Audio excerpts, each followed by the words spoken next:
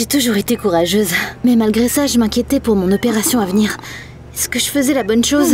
La porte de la salle s'est soudainement ouverte et une infirmière souriante est entrée dans la pièce. La salle d'opération est prête. Ça y est, il n'y avait pas de retour en arrière possible. Bientôt, je me réveillerai en étant quelqu'un d'autre. Mais là, à mon grand choc, quoi? Salut, je m'appelle Judy. La chaîne Journal Intime est toujours là pour te remonter le moral. Alors abonne-toi et laisse un like sur la vidéo. Maintenant, je te conseille d'attacher ta ceinture parce que mon histoire est une vraie montagne russe. Je vivais avec ma mère. Elle a été une actrice à succès, mais elle a arrêté de travailler il y a quelques années pour je ne sais quelle raison. Je me souvenais encore de la façon dont ses fans la suivaient quand j'étais petite. Pas étonnant, en même temps, elle était magnifique. Je suis parfaite, n'est-ce pas, chérie? T'es trop fraîche. Quoi? Qui t'a appris à parler comme ça? Tante Patty. J'aurais dû m'en douter. La sœur de maman est venue nous rendre visite une fois, et elle est tout de suite devenue ma personne préférée au monde. Tante Patty était l'exact opposé de maman. Elle faisait de la moto et elle travaillait comme cascadeuse. C'était trop cool de traîner avec elle. Waouh, c'était fou! Et un jour, je suis montée sur mon vélo et j'ai essayé de faire une cascade folle comme elle. Je n'avais aucune idée qu'il avait fallu des années de formation pour devenir aussi forte dans ce qu'elle faisait. Je suis tombée, j'ai atterri de tête la première sur le trottoir. Cet accident m'a laissé une énorme cicatrice sur le visage. Maman a blâmé Tante Patty pour ça. Elle l'a mise à la porte et elle lui a interdit de me parler à nouveau. Bien sûr, elle a essayé de me réconforter. Ne t'inquiète pas, Judy. La cicatrice n'a pas du tout l'air grave. Malheureusement, les enfants étaient très cruels à l'école. Ils m'ont donné un surnom méchant et ils m'ont appelé Frankenstein. C'est un monstre moche, au cas où tu ne connais pas. J'étais très mal à l'aise et j'ai commencé à me cacher de mes camarades de classe dans le placard d'un concierge. Jusqu'au jour où j'ai croisé Oliver. C'était un cinglé et il se disait être un rat de bibliothèque. Oh bonjour, je viens souvent ici pour lire au calme. Mais tu peux rester? Puis il a soudainement rayonné sur moi et il a pointé son livre du doigt. Waouh, ta cicatrice est tellement stylée. T'es spéciale comme Harry Potter. Ces mots m'ont vraiment remonté le moral. J'ai décidé que je ne désespérerais pas, même si je deviendrais jamais aussi belle que maman. Ça ne m'empêcherait pas d'être heureuse.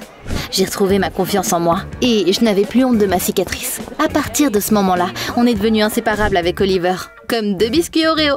Mon ami savait tout de moi et je savais tout ce qu'il y avait à savoir sur lui. J'étais un garçon manqué. Le motocross et l'escalade sont devenus mes passe-temps préférés. Bien sûr, maman ne savait rien de mon amour pour les sports extrêmes. J'ai aussi essayé d'intéresser Oliver à mes passe-temps, mais pas question, j'oserais jamais faire ça. Mais il venait tout le temps m'encourager à l'entraînement. La vie était plutôt géniale. Mais pour une raison quelconque, plus je vieillissais, plus ma mère me traitait mal. Elle ne me punissait pas et elle ne me criait pas dessus. J'avais l'impression qu'elle faisait à peine attention à moi. Il m'a fallu beaucoup de temps pour comprendre ce qui se passait. Un jour, je lui ai demandé si elle voulait passer la journée avec moi. Un nouveau steakhouse vient d'ouvrir en ville. On peut y aller et essayer tout le menu.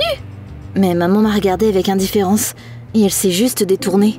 Je n'irai nulle part avec toi. C'est là que j'ai compris que ma mère avait honte de moi. Elle avait peur que les gens voient à quel point sa fille était laide. Le lendemain, je suis allée à l'entraînement de motocross comme d'habitude. Oliver était assis dans les gradins, le visage enfoui dans un livre. Quand il m'a entendu soupirer, il a levé les yeux. Quoi de neuf, je dis? Je pense que maman ne m'aime plus. Sors ça de ta tête.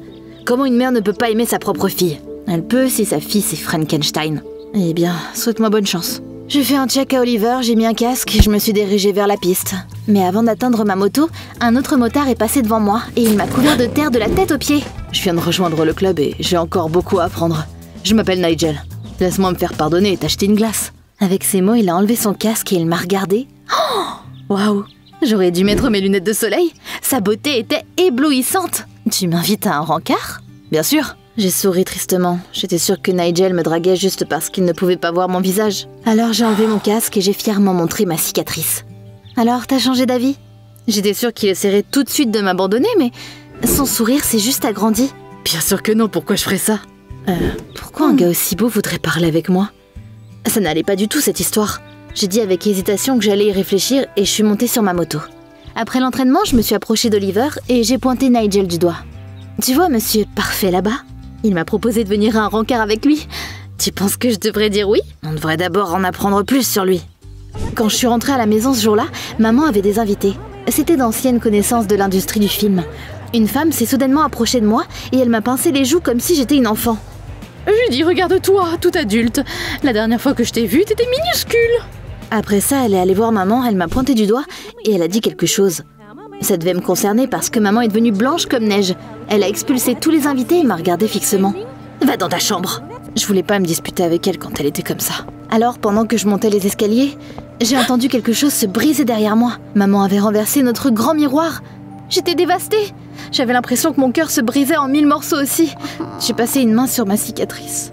Peut-être que maman m'aimerait plus si je n'avais pas ça. Le lendemain, j'étais perdue dans mes pensées quand je suis allée m'entraîner. Nigel est tout de suite venu vers moi et il m'a fait un gros sourire. Bon sang, j'ai pas pu m'empêcher de me dire qu'il devait être acteur dans une pub pour du dentifrice avec des dents aussi blanches. Salut alors, ce rencard. Je peux louer un bateau et... Hé, tu m'écoutes? Non, je n'écoutais pas parce que je regardais Oliver. Il agitait ses bras comme un fou et il essayait d'attirer mon attention. Désolé Nigel, j'arrive. Je suis allée voir mon ami et je lui ai demandé pourquoi on aurait dit qu'il se battait contre un essaim d'abeilles enragées. En tant que ton meilleur ami, j'ai mené une enquête compliquée. J'ai rassemblé toutes les preuves et... Allez, va droit au but. Il veut juste se lier d'amitié avec les autres gars du club et il a parié qu'il n'aurait pas de mal à... Eh bien... faire en sorte que Judy Frankenstein tombe amoureuse de lui. Ouais, je suis désolée. Ça a fait bouillir mon sang. Mais au moins maintenant, je savais pourquoi un mec aussi beau m'avait invité à sortir avec lui. Merci Oliver, je vais m'occuper de lui. Je me suis approchée de Nigel et j'ai souri sournoisement. Bien sûr, je vais sortir avec toi. Mais j'ai le mal de mer, allons plutôt nager dans un lac. D'accord. On est monté sur ma moto et je nous ai conduits dans un bel endroit. Waouh, c'est trop stylé ici. Et c'est pas fini. J'ai dit à Nigel de d'abord vérifier si l'eau était assez chaude. D'abord, il a saisi l'occasion de montrer son corps magnifique, d'enlever ses vêtements et de plonger dans le lac. L'eau est incroyable, waouh. Viens. J'ai une meilleure idée. J'ai vite pris ses vêtements et je suis montée sur ma moto. Mais qu'est-ce que tu fais? Je te donne une leçon. On ne parie pas sur les filles. Ciao. J'ai fait un signe de la main et je suis partie avec ses vêtements. Plus tard, j'ai retrouvé Oliver dans un café et je lui ai dit que je venais de me venger de Nigel. Tu penses qu'il est rentré comment à la maison? Après s'être couvert de feuilles? Certainement. Bonjour madame, il fait magnifique aujourd'hui, n'est-ce pas? Oh, les jeunes de nos jours! On était morts de rire jusqu'à ce qu'on voit Nigel. Il avait réussi à se trouver des vêtements à ce moment-là. Il est venu vers nous et il m'a regardé indigné. C'était quoi ce bordel? De quel pari tu parlais? T'as eu des problèmes de mémoire après être sorti de l'eau? Mon ami a découvert ton plan. J'ai calmement pointé Oliver et Nigel l'a tout de suite attrapé. Pourquoi t'as menti sur moi? Oliver n'était pas vraiment courageux et il a tout de suite avoué. D'accord, j'ai menti. Il n'y avait pas de pari. Mais c'est quoi ce bordel? Mais pourquoi t'as fait ça? Je dis, ne sois pas énervé. J'avais juste peur que tu passes moins de temps avec moi si tu commençais à sortir avec lui. Comment peux-tu même penser que qui que ce soit pourrait détruire notre amitié? Je dis, je suis désolée, Pars. Déçue, j'ai chassé Oliver et je me suis excusée auprès de Nigel. Je n'aurais pas dû le croire sans preuve. Je trouvais ça juste bizarre que tu m'aies invité à sortir avec toi. J'allais partir, mais Nigel m'a arrêtée. Attends une minute, pourquoi c'est si compliqué de croire que je peux avoir un crush sur toi? Avec un sourire triste, j'ai pointé nos reflets dans la fenêtre du café. T'es parfait, et moi je suis Frankenstein. C'est absurde. T'es magnifique, même avec la cicatrice. T'es la seule à la voir. Ah, si seulement c'était vrai. Mais merci quand même pour le compliment. Je veux quand même t'emmener à un rendez-vous. Bien sûr, pourquoi pas. On est sortis sur un bateau. J'ai parlé de moi à Nigel et il m'a écouté attentivement. Je me suis intéressée aux sports extrêmes à cause de ma tante. Mais maman m'a interdit de lui parler. T'imagines ça? Maman ne sait même pas que je fais du motocross et de l'escalade. On n'a rien en commun. Je suis sûre qu'au fond, ta mère s'inquiète pour toi. Les choses iront mieux, tu verras. Il est resté silencieux pendant un moment en regardant son reflet dans l'eau. Et puis, il m'a dit quelque chose à quoi je ne m'attendais pas du tout. Quand j'étais gamin, j'avais les oreilles très décollées. Les autres enfants se moquaient de moi pour ça. Mon père est chirurgien plasticien, alors il m'a arrangé ça. Mais je comprends quand même ce que tu traverses. Merci de m'en avoir parlé. On peut se revoir demain. Désolée, j'ai un entraînement d'escalade, mais... Merci pour aujourd'hui, j'ai passé un super moment. Quand je suis rentrée à la maison, Oliver m'attendait sur le porche. On doit parler, s'il te plaît. Je sais que tu m'en veux, mais j'avais juste peur de te perdre. T'as raison sur un point, je t'en veux. Laisse-moi tranquille. J'avais besoin de temps pour me calmer, alors j'ai claqué la porte devant lui. Le lendemain matin, je suis allée à l'entraînement d'escalade. Pendant que je grimpais, j'ai senti quelqu'un me regarder fixement. J'ai baissé les yeux et j'ai vu ma mère. Mais qu'est-ce qu'elle faisait ici? J'ai perdu ma concentration et j'ai glissé. Heureusement, la corde de sécurité ne m'a pas laissé tomber. Maman regardait tout ça les yeux vides. Puis elle est partie sans dire un mot. Je suis donc restée là, accrochée à la corde, essayant de comprendre ce qui venait de se passer. J'ai fini par rentrer à la maison, m'attendant à ce que maman me punisse à vie. C'était la pire façon dont maman aurait pu découvrir mes passe-temps extrêmes. Je suis entrée dans le salon et j'ai tout de suite essayé de dire à maman qu'elle n'avait rien à craindre, que tout était parfaitement sûr grâce à l'équipement qu'on utilisait. Mais maman m'a encore surprise. Elle n'a même pas daigné me regarder et elle a juste dit sèchement « Tu peux faire ce que tu veux, Judy, j'en ai rien à faire. » Honnêtement, j'aurais aimé qu'elle soit énervée ou qu'elle me crie dessus. Son indifférence me faisait bien plus de mal. Plus tard, Nigel m'a appelé et je lui ai dit ce qui s'était passé. Oliver a dû me dénoncer pour se venger de moi. En fait, c'était moi, je suis désolée de pas t'avoir parlé avant, je voulais juste te prouver que ta mère se soucie de toi. Bizarrement, j'étais pas fâchée contre Nigel. J'ai juste souri tristement. Ton plan n'a pas marché. Maman n'a même pas sourcillé quand j'ai failli tomber. Elle ne m'aime pas. Tout ça à cause de ma cicatrice stupide. Et c'est là que ça m'a frappée. La solution à tous mes problèmes était juste devant moi. Nigel, ton père est chirurgien plastique, non? Il pourrait peut-être m'aider à me débarrasser de la cicatrice? Je lui dis, crois-moi, t'as pas besoin de ça. T'es déjà magnifique. Ces mots m'ont encore plus énervée. C'est facile à dire pour toi. Ton défaut a été corrigé. Il a essayé de dire autre chose, mais j'ai raccroché. Et j'ai jeté mon téléphone de côté. À ce moment-là, j'avais l'impression que le monde entier était contre moi. J'ai ignoré Nigel pendant quelques jours, mais j'ai fini par me calmer. Il ne me doit rien. Je n'aurais pas dû m'énerver contre lui comme ça.